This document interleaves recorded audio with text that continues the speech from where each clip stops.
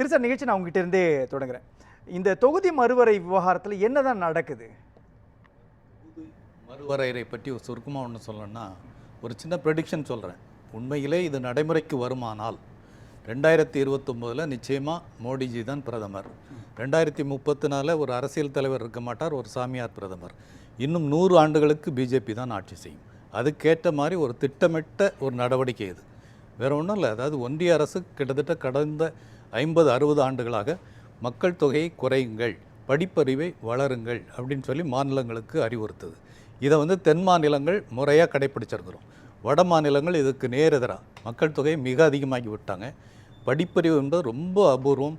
அங்கே உள்ள குழந்தைகளோட நிலைமையெல்லாம் பரிதாபமாக இருக்குது. இப்போ என்ன பண்ணுறாங்கன்னா, மக்கள் தொகை அதிகமாக இருக்கக்கூடிய மாநிலங்களுக்கு அதிக எம்பி சீட்ஸ், மக்கள் தொகையை குறைத்த மாநிலங்களுக்கு குறைவான எம்பி சீட்ஸ். இது ஒரு தண்டனை. ஒரு சரியான நடவடிக்கை செய்தவர்களுக்கு ஒரு தண்டனை வழங்கப்படுகிறது.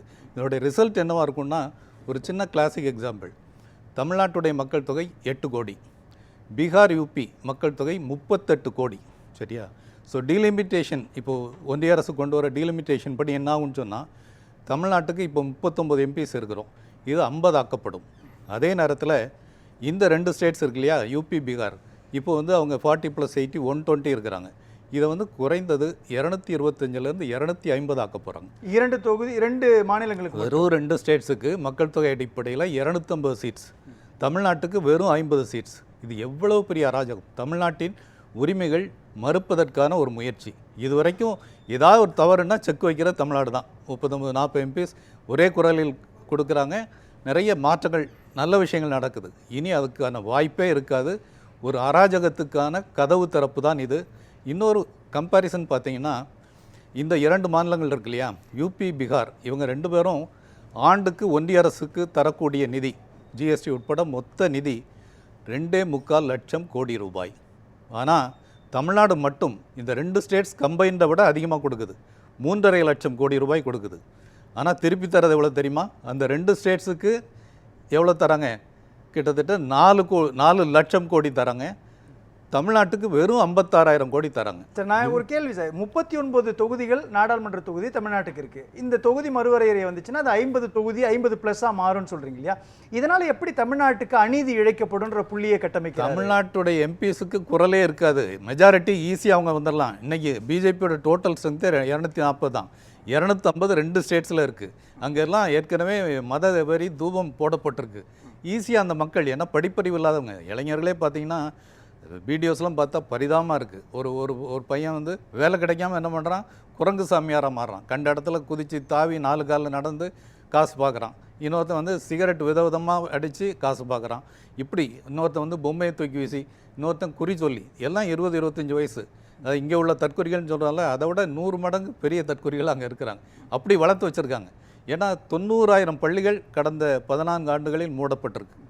அந்த அளவுக்கு ஒரு டேஞ்சரஸ் ட்ரெண்ட். ஏன்னா அந்த கோட்பாடு அப்படி. ஏன்னா படிப்பறிவை கொடுக்காதே, வெறும் மத போதனை கொடு, மத துவேஷத்தை கொடுங்கிறது அங்கே இருக்கக்கூடிய விஷயம். இல்லை, எனக்கு நீங்கள் சொல்கிறது புரியுது. ஆனால் இதில் இன்னொரு புள்ளி இருக்கு இல்லையா, 50% அளவிற்குத்தான் எல்லா மாநிலங்களுக்குமான தொகுதியானது மறுவரையை செய்யப்படும் அப்படின்னு தான் சொல்லப்படுது. எந்த இடத்துலையும் திமுகவோ அல்லது தமிழ்நாட்டிலிருந்து எழக்கூடிய அந்த குரல் மாதிரி தமிழ்நாட்டினுடைய எண்ணிக்கை குறைச்சிடும் அப்படின்ற இடத்த அஃபிஷியலாக சொல்லல. ஒரு விஷயம் தப்பாக புரிஞ்சுக்காதீங்க. இன்றைக்கு நியாயம் கேட்கக்கூடிய எல்லாரும் எதிர்த்து குரல் கொடுக்குறாங்க. வட இந்தியாவில் கபில் சிபல் உட்பட பல்வேறு அறிவார்ந்த நபர்கள் எல்லாம் குரல் கொடுக்குறாங்க.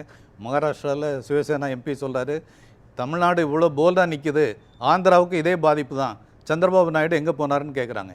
ஸோ இப்போது நம்ம தெலுங்கானா சிஎம் ஸ்ட்ராங்காக சொல்லியிருக்காரு, நாங்கள் திரு M.K. ஸ்டாலின் அவர்களோடு இணைந்து நிற்போம், ஒருங்கிணைப்பு குழு அமைத்து தரையில் இறங்கி போராடுன்ற அளவுக்கு பெரிய அளவில் வந்திருக்கு. என்னென்னா நம்முடைய சிஎம் இதை முன்னாடியே கணிச்சிட்டார். 1 வருஷத்துக்கு முன்னாடியே இதுக்கான கூட்டங்கள் நடத்தி இந்த அவேர்னஸ் கொடுக்குறாரு. ஏன்னா நமக்கு அந்த பாரம்பரியம் இருக்குது, உரிமைகளை விட்டு கொடுக்கக்கூடாது, மாநில உரிமைகளை விட்டு கொடுக்கூடாது. நான் கேட்குறது, எந்த இடத்துட்டு தமிழ்நாட்டுக்கான தொகுதிகளினுடைய எண்ணிக்கை குறையும் அப்படின்ற இடத்தை நோக்கி கட்டமைக்கிறாங்க? யாராவது ஒரே அடிப்படை மக்கள் தொகை.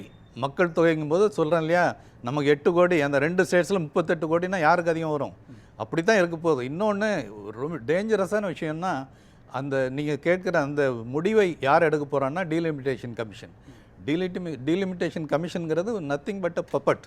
இன்றைக்கி தேர்தல் ஆணையமே இப்படி இருக்குது.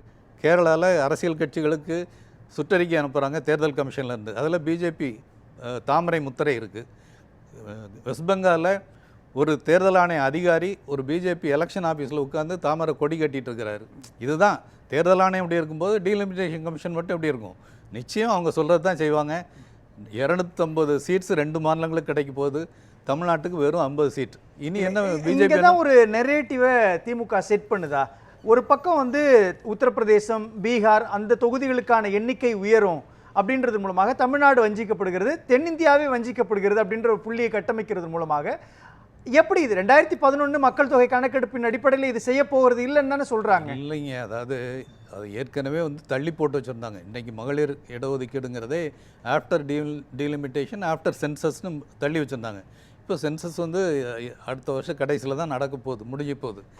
ஸோ அவசரப்பட்டு இதை கொண்டு வருவதோட நோக்கம் மகளிர் இடஒதுக்கீடு அல்ல. அதன் பெயரில் தொகுதி மறுவரையறை. தொகுதி மறுவரைன்னா மக்கள் தொகை அடிப்படையில் அப்படி செய்யும்போது பிஜேபிக்கு ஒரு செக்யூரிட்டி கிடைக்கிது. ஏன்னா போன தேர்தலில் அவங்க எதிர்பார்த்த மெஜாரிட்டி கிடைக்கல. ஏன்னா இவர் நம்ம சந்திரபாபு நாயுடு, நிதிஷ்குமார் தயவில் தான் ஆட்சி செய்ய வேண்டிய ஒரு நிலைக்கு வந்துச்சு. இனி அப்படி வரக்கூடாது. அதுக்காக அவங்க வந்து ஸ்ட்ராட்டஜிக்காக பிளான் பண்ணி அடிக்கிறாங்க. அதில் அவங்களுடைய ஸ்ட்ராட்டஜியில் அவங்க தெளிவாக இருப்பாங்க. ஏன்னா அப்போது இனிமேல் உத்தரப்பிரதேசத்துலேயோ பீகார்லேயோ காங்கிரஸோ அல்லது மற்ற கட்சிகளோ சோபிக்க முடியாது. ராஷ்ட்ரிய ஜனதா தளத்துக்கு பீகாரில் இடம் கிடையாது. மிகப்பெரிய போராட்டமாக இருக்கும். ஏன்னா அந்த மக்கள், நான் தான் சொல்லலை, படிப்பறிவு இல்லாத மக்கள் எளிதாக மதவெறிக்கு மயங்கி விடுகிறார்கள். மத ரீதியாக பிளவுபட்டுறாங்க. பிஜேபியோட கோஷங்களுக்கு மயங்கிடுறாங்க. ஏன்னா அதை ஒப்பிட்டு பாருங்களேன். இப்போ தென் மாநிலங்கள் எப்படி இருக்குது, கல்வி அறிவியல் எப்படி இருக்குது? இல்லை சார், நான் என்ன கேட்குறேன், இப்போ இந்த தொகுதி மறுவரைன்றது பாஜகவுக்கு தான் சாதகம்ன்ற எந்த புள்ளியை கட்டுறீங்கன்னு கேட்குறேன் நான். ஏன் அதே தேர்தல் களத்துக்குள்ள அகிலேஷ் யாதவ் இருக்கிறாரு, தேஜஸ்வி இருக்கிறாரு, மற்ற மாயாவதி இருக்கிறாங்க, மற்றவங்களாம் இருக்கிறாங்க இல்லையா? அவங்களால இதுக்கு பலன் அளிக்க முடியாதா? அவங்களால ஈடு கொடுத்து நிற்க முடியல. ஏன்னா அந்த அளவுக்கு அவங்க கோட்பாட்டு ரீதியான போராட்டங்கள் வலுவிழந்திருக்கு. இன்னொன்று ராகுல் காந்தியோட அண்டர்ஸ்டாண்டிங்கில் இருக்கக்கூடிய குறைபாடு. ஒரு பக்கம் நீதிக்காக குரல் உயர்த்துறார், ஆனால் ப்ராக்டிக்கல் ஸ்ட்ராட்டஜிக்கும் போது நம்முடைய முதல்வர் ஸ்டாலின் போன்ற ஒரு ஸ்டேட்ஸ்மேன்ஷிப் இருக்கு இல்லையா, அது அவர்கிட்ட கிடையாது. அனைவரையும் அரவணைத்து போகக்கூடிய ஒரு தன்மை இல்லை. இதுவே தான் வட மாநிலங்கள் பெரும் தோல்வியாக மாறுது. இது தொடர்ச்சியாக நடக்குது. இதை வந்து பிஜேபி பயன்படுத்திக்குது. எளிதாக மக்களை மதவயப்படுத்தி துண்டுபடுத்தி வெற்றி பெறுது. இந்த ஃபார்முலா அவங்களுக்கு திரும்ப திரும்ப எனக்கு எழக்கூடிய சந்தேகம் என்னன்னா, பாஜகவுக்கு இது பலன்ற ஒரு புள்ளியை கட்டமைக்கிறீங்க இல்லையா? நாடாளுமன்ற தேர்தலில் பாஜகவுடைய எண்ணிக்கை குறையிறதுல காரணங்கள்ல ஒன்று உத்தரப்பிரதேசத்தில் அவங்களுடைய இடம் கம்மியானது தானே. பல இடங்கள் அயோத்தியை வைத்து அரசியல் செய்யக்கூடிய பாஜக அயோத்தியிலே ஜெயிக்கல அப்படின்னும் பொழுது அது எப்படி பாஜகவுக்கு சாதகமான ஒரு புள்ளியா இது மாறும்னு சொல்றீங்கன்னு கேட்குறேன். நான் சொல்றது உத்தரப்பிரதேசம் மட்டும் இல்லை, முக்கியமாக வட மாநிலங்கள். அதில் பிமரு ஸ்டேட்ஸ்ன்னு சொல்லுவாங்க. பீகார், மத்திய பிரதேஷ், ராஜஸ்தான், உத்தரப்பிரதேஷ். இதில் வந்து பெரும் தொகுதிகள் வருது. கிட்டத்தட்ட 350 தொகுதிகள் கிட்ட தொகுதி மறுவரைக்கு அப்புறம் வரப்போகுது. இதில் பெரும்பாலான மாநிலங்களில் பிஜேபி தான் கண்ட்ரோல் வச்சுருக்குது. அது மட்டும் இல்லை, மத ரீதியாக பிளவுபடுத்துவது அவங்களுக்கு எளிதாக இருந்திருக்கு. எதிர்க்கட்சிகளுடைய ஒற்றுமையின்மை ஒரு அவங்களுக்கு ஒரு பாசிட்டிவாக இருக்குது. ஸோ இதெல்லாம் ஸ்ட்ராட்டஜிக்கல் அவங்க பயன்படுத்திக்கிறாங்க. இது வந்து 100% எதிர்காலத்தில் பிஜேபிக்கு தான் சாதகமாக அமையும். பேசலாம். அரசியல் ஆக்கப்படுகிறது என்பதுதான் உண்மை. அரசியல் ஆக்கப்பட வேண்டும் என்பது மிக மிக அவசியமான விஷயம்.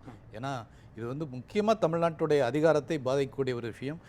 தமிழ்நாடு வந்து இது சாதிக்கப்பட்டால் தமிழ்நாடு இன்னொரு யூனியன் டெரிட்டரி மாதிரி ஆகி போயிடும். தமிழ்நாட்டு எம்பிக்களுக்கு குரலே இருக்காது. ஸோ ஒரு மிக டேஞ்சரஸான ஒரு முயற்சி. அதையும் ஒரு திருட்டுத்தனமாக கொண்டு வர மகளிரிட ஒதுக்கீடுன்னு சொல்லிட்டு இதை வந்து உள்ள இணைச்சு கொண்டு வரதுங்கிறது டேஞ்சரஸ் ட்ரெண்ட். வெளிப்படையாக பேசுங்க. தொகுதி மறுவரை அவசியம்தான்.